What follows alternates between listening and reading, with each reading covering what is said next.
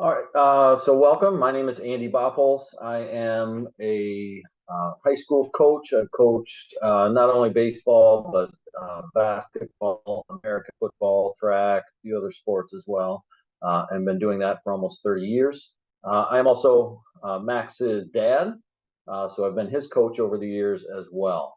And he has asked me to talk to our coaches here associated with Angels at Bat about planning a practice and being organized on the practice field so that you can get the most out of your baseball players. I also have kind of incorporated into this slideshow a number of uh, quotes here from famous baseball players. So some things that maybe you can use to either set the tone of a practice or maybe inspire your players a little bit. So you'll see those in the presentation as well. So feel free to utilize those. And I think Max is giving you access to this presentation as well. So you'll have access to some of the links that I've put in here. So one of our stats that we use in baseball is something called OBP, or on base percentage. And when our players can get on base, usually good things can happen, and they can get on base obviously through a walk, through a hit, through either maybe being hit by a pitch or errors. But getting on base obviously is the goal, and our players that have a high on base percentage have a higher likelihood, obviously, of scoring and contributing to the team. So I've kind of used that stat and changed it up a little bit, and looking at how we organize practices, and kind of the three main areas that we want to look at are organization, balance, and purpose. And we'll talk a little bit about those as we go through the presentation here. So some things, you can consider when putting that practice plan together, and the P there was the purpose, is what is your purpose and goal for that specific practice? Okay? It's really difficult to cover everything you need to in a single practice. So being able to kind of have a set goal for that practice. This practice, we're going to focus more on the offensive side, and we're going to work on our batting skills and some of those things. And then maybe another practice, you'll focus more on defensive side of the ball, fielding, and those types of things. So we want to make sure that we have a purpose and a goal for that practice, and then that should be communicated to your players as well. So it kind of sets the tone. They understand what it is that they're going to try to accomplish in that practice. I think that kind of dials those players into, all right, this is what we're going to be doing today. Obviously, the time that you have, and our typical rule of thumb in our coaching here is your practice shouldn't last longer than the event. So if a baseball game lasts 2 hours, around there, then that's about what your practice should have. Should last about 2 hours as well. Again, occasionally it might stretch a little bit longer. It might also go a little bit shorter depending on the time that you have available to you. But it's really hard, especially at the younger ages, to hold the attention of these players for that amount of time. How many coaches do you have? That's going to affect how you can split up and do different drills with different position groups defensively, or how you can set up different drills maybe at stations or things like that. So obviously, the more coaches you have, the more hands-on you can be, and the more variety that you can do, because you can split players up a little bit, working on individual skills that way. Again, like I said, plan ahead. You can't get everything done in one practice. So you want to probably look at, all right, this is the date of our first game or event. And then you look at what are the practice times we have in between there, so that you kind of divvy up that practice time so that you make sure to cover all that you need to within those practices that you have leading up to your first game. We talked about balance as the B in OBP, and how can you add kind of that balance of competition and teamwork. So you want to have opportunities within a practice where kids are competing against each other, so they get that practice of a live competition, and they get that pressure of having to perform in order to win. You also want to kind of instill that effort and that drive to be win the competition. And then that's obviously balanced with teamwork and making sure that you're working together. So it's not all the competition, this player against this player, or this group of kids against this group of kids.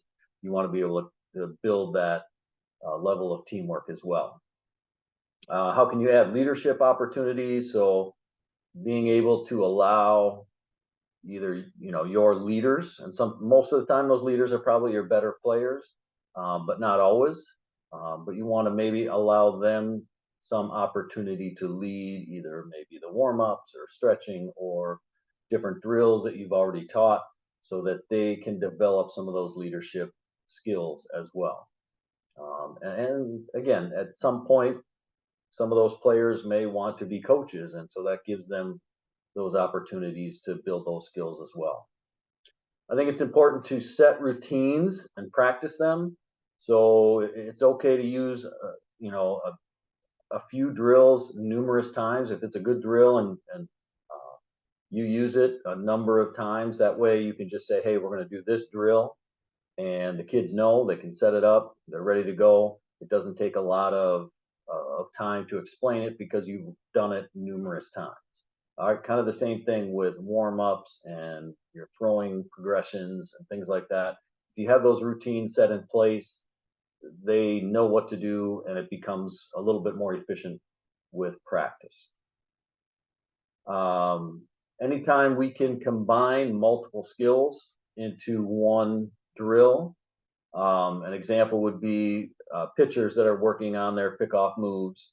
We put a live base runner on there. So the base runner now is also working on his leadoffs, reading the pitcher, and some base running along with some of that infield work as well. So if we can combine multiple skills into one drill, that's helpful. All right, again, that's a more efficient use of our time. And then we talked again about that balance, making sure that we have a balance of skill development, working on those skills that they need to get better at, having that discipline and making sure that they're focused, but then also providing a fun, enjoyable atmosphere where they learn to love the game, enjoy the game, enjoy being with their teammates. So having that balance of making sure that they're dialed in, focused, getting better, but also enjoying themselves along the way.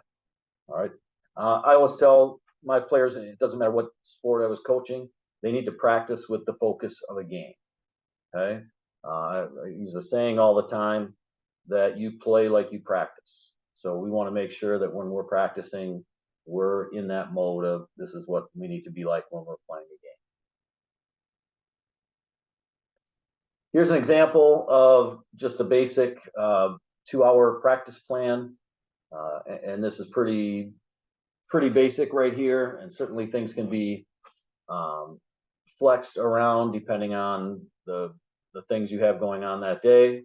And then there's also kind of 10 minutes built in this plan as well to maybe extend a drill a little bit longer or take one a little bit shorter, or add maybe, if it's a really hot day, you might take a little more time for a water break and allow kids to rehydrate a little bit more, get a rest depending on the amount of exertion.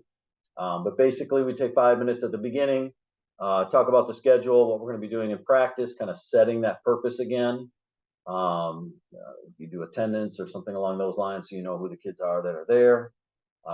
You want to have a physical warm-up where those kids are getting their bodies ready to participate in the practice, and those muscles are getting warmed, and they are able to kind of gets them in that mode of, all right, we're getting into this practice and it's going to be something serious. With baseball, throwing program is really important. You want those arms warmed up. That prevents injuries. And I have an example of a throwing program in here that's linked in here, so that's something you can look at. So this would be something, this warm up and throwing program would be something you would do pretty much every practice. All right, you want that body warmed up. You want those arms ready to go. And then typically as we organize things, we're going to do more skill development, so skill work first, and then move into more team-oriented things. So they're going to take those skills that they worked on and apply them into the bigger group team type situation. We have individual defense, by position. So you may have infielders working with one coach, outfielders working with another coach. You might have catchers working on bunt coverage, or pitchers and catchers working on bunt coverage. Some of those types of things where, again, if you have more coaches, you can designate each coach to work in one of those areas. Then we're going to bring those together, do some team defense, then a water break, again, some time to rehydrate. And again, depending on weather or how hot things get, it might be a little bit longer there. Then we maybe switch over to the offensive side of the ball and batting. And we look at different stations here, and stations can be done defensively, offensively. So I kind of use that as an example as well. Stations is where you can kind of set up 3 or 4 different stations, and the kids would rotate from one to the other, and they can work on 3 or 4 different skills within a short amount of time. So if we had 4 stations in this 20-minute period, they would get 5 minutes at each station working on each of those. Then we go to more of a team offensive period where you had live at bats with hitters, pitchers, and things like that, and live base running, and then conditioning.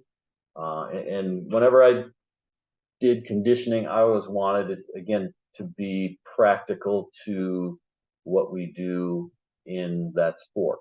All right, so baseball, the conditioning obviously is very important at base running.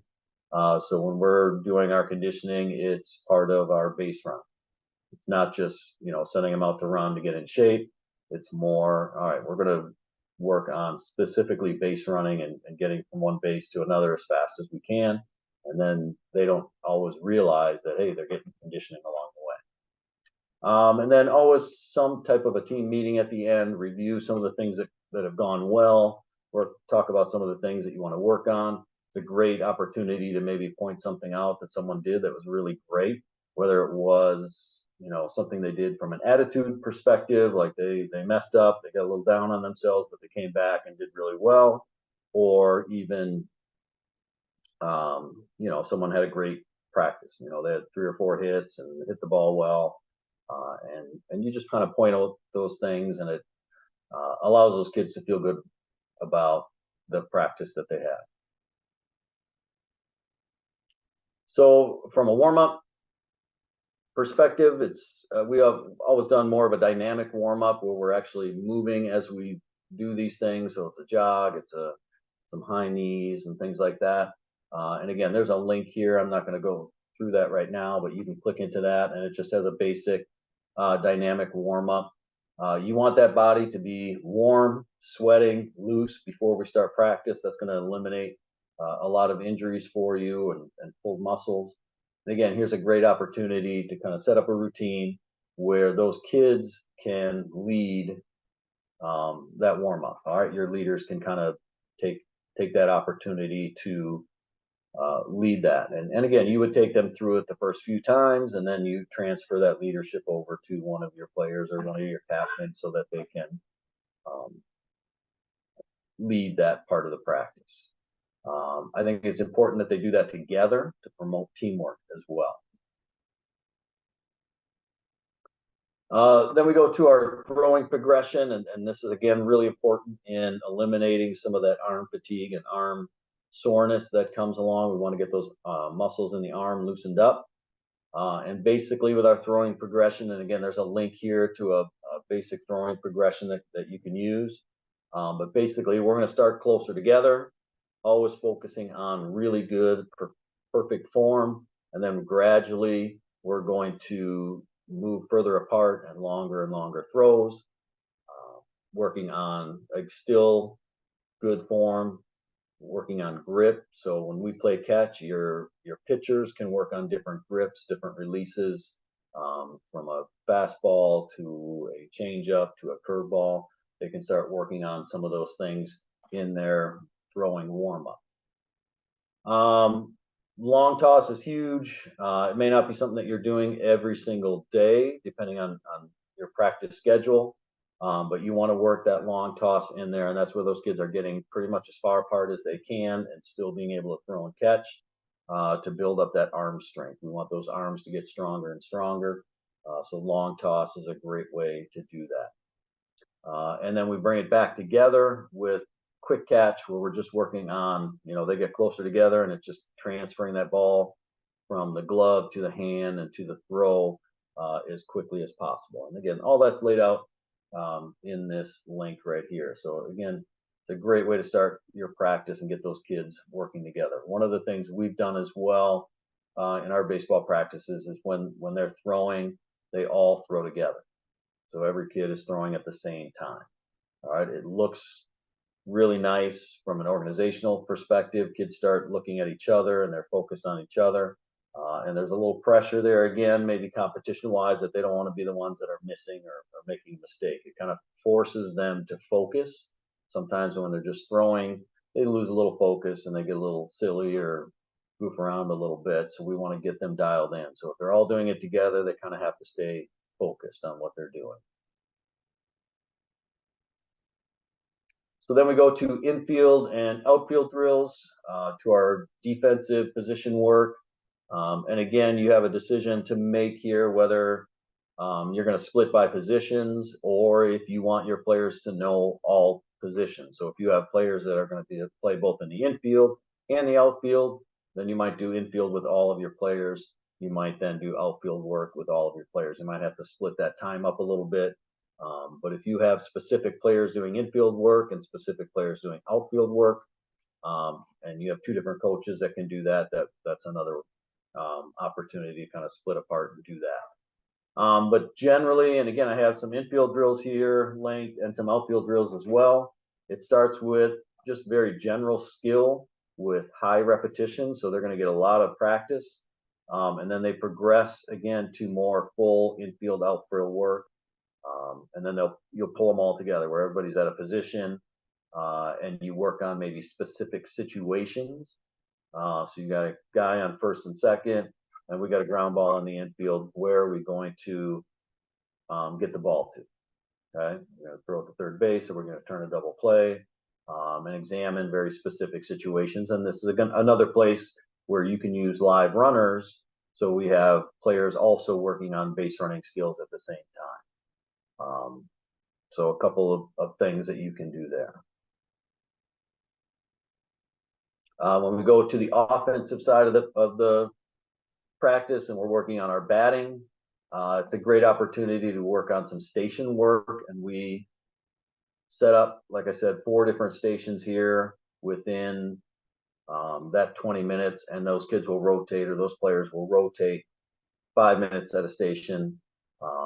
And bounce from one to the other. So it allows, number one, players to work on multiple skills, all right, in a relatively short amount of time, and in an efficient way. It's also an opportunity to promote leadership. So you can, again, assign one of the players to be the leader of that group and making sure that they're staying focused, that they're specifically watching something in that station to help each other out. And then this is also, again, a time for you as a coach to kind of bounce around and maybe work with a couple of players more individually on something specific that you see that they need. So if you got a kid that is struggling with, an inside pitch, hitting an inside pitch, that's something that you can go and say, all right, let's go on this and this. We're going to work on this station. This is what I want you to work on. Or again, if there's they're feeling a little down or they need a little talking to for whatever reason, it's an opportunity for you to kind of take that time and work with that kid more individually. And again, I have a bunch of examples here of things that you can do within those stations. So, our tee work, soft toss, front toss, one-hand drills where you're just batting with either the top hand or the bottom hand. So there's a whole bunch of them in here, and I think they're pretty self-explanatory. And again, if you have questions, you can certainly get in contact with me and we can walk you through those as well. And then we talked about that balance. Again, being able to balance the skill work with the teamwork, being able to balance the competition piece of it to working together. But again, setting a team goal. So if we're going from a teamwork perspective, you can set a team goal during your team defense of, all right, during this period of infield, we are going to have less than 3 errors. And if they have less than 3 errors, maybe you take a couple of sprints off or a couple of things off on their run. Okay? Or if they have more, they don't meet that goal, all right, they've got some push-ups to do. Okay? Or you can divide up those infielders into 2 groups, and the one group that has the least amount of errors doesn't have push-ups. The one with more errors has to do some push-ups. And it doesn't have to be a huge amount. They don't have to do 100 push-ups. Sometimes 10 push-ups is enough that number one, they don't want to do it, and number two, they're going to work hard to avoid it.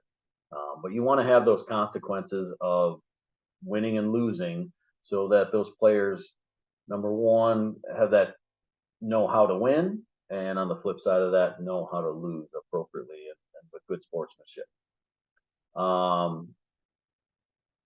One of the other things that we've done as well is just a 3-team live scrimmage where you have 2 teams in the field. You have one, so if you have maybe 5 players or 4 players on a team, you have 4 infielders, that's one team. You have 4 outfielders, that's a team. Then you have 4 batters. All right, and that team will bat until they get 3 outs. They'll score as many runs as they can. Then they rotate from the infield to batting to the outfield to the infield. All right, and each team will get 1 turn at bat or 2 turns at bat, whatever it might be, whatever time that you have. And again, it's a little competition. It's live gameplay, and it allows that competition piece to get in. All right, and it does develop some teamwork there as well because they're working together to do that. Or batting, set a goal of you have 5 pitches, 5 strikes maybe instead of 5 pitches, depending on how your pitcher's throwing. And the most hits or the most bases that they get is the win. So you can kind of set that up. In any way, you can incorporate a little bit of competition in there so they get used to playing to win. All right, and then also incorporating some of that teamwork where they all have to work together to achieve a goal. All right, those 2 things you want to incorporate into every practice so that they get used to doing those things and it becomes a habit.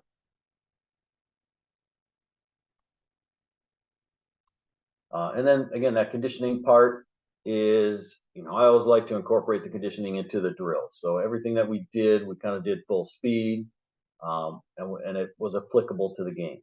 So one of the things we did a lot with with conditioning with our baseball teams was our base running progression. So the player would start in the batter's box with a swing. He'd have him with a bat or not even with a bat.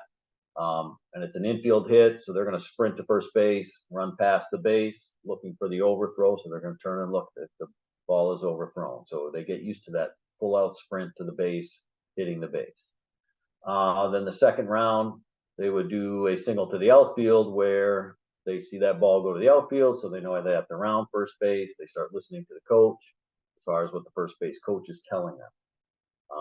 Once we get to this point, they could stay on first base while the next person is hitting, and then it becomes so they'll all go through their single, and then the guy that's on first is going to work from his first base to second base run, and then second to third, and then third to home. But then the third round, they would do a double. So it's a hit to the gap in the outfield, and they're going to sprint all the way to second base, standing up. You could also work on sliding there. You could work on rounding to second. You wouldn't have to do every one every time. Or you might just kind of yell it out. You have your first base coach yelling it out. All right, you're up on two, or get down, so they know they have to slide. Or you have your third base coach. They got to pick up that third base coach, yelling, with his hands up, telling them to hold on second, whatever it might be. So they kind of, again, get used to that idea of looking for the coach and looking for those extra bases. Then this next time through, it's a triple, so they're running all the way to third base. And then the last one, kind of a fun one, is that in the park home run. And so they're going to go full speed through all the bases. And then if you want to have a little fun as well, they can hit that out of the park home run and let them do a little home run trot around the bases. It's kind of a cool down. But again, once you get past that first one, you could have them stay on that base and go to the next base while the other one is the next person in line is going. So it incorporates a lot of sprinting, a lot of running, without them really knowing that they're doing a lot of running. It's really working on base run. And again, I think it's important to work with these kids, and it's not just about baseball. It's working together. It's being able to respond to something bad that happens. If they strike out, it's not the end of the game. It's how do they respond when they come back. Can they maintain a positive attitude? So it's building those skills as well. So if you see a kid getting frustrated, he's not hitting the ball real well, you're going to make sure to build up that kid, that player, so that they don't show those negative behaviors. They're not kicking the dirt, they're not throwing the bat or throwing their helmet. You avoid those things. So again, when they get into those real situations in a game, they're going to respond appropriately. So we want to make sure that we don't accept those negative behaviors, even when something bad goes wrong. All right, and on the flip side as well, when things are going well and they're doing well, all right, that they're handling that in a respectful way as well. So that's basically the practice plan there, kind of laid out. And again, it's very basic, but I think again, if we use that OBP, we're organized, we're balanced, and we're purposeful in what we're doing. Those kids are going to get a lot out of that practice, and you're going to see a lot of success.